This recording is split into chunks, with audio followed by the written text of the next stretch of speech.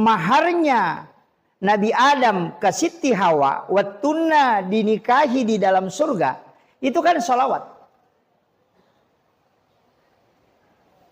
Jadi salawat itu napake Nabi Adam, itu maharnya kepada Hawa.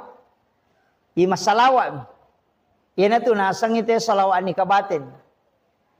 Bukan sallallahu ala Muhammad, tapi sallallahu alaika ya Rasulullah. Itu yang dipakai. Sallallahu alaika ya Rasulullah. Dua telu tau pandrita maka dan nigi baca ya salawat 121 kali. Engkau maka ada 112 kali.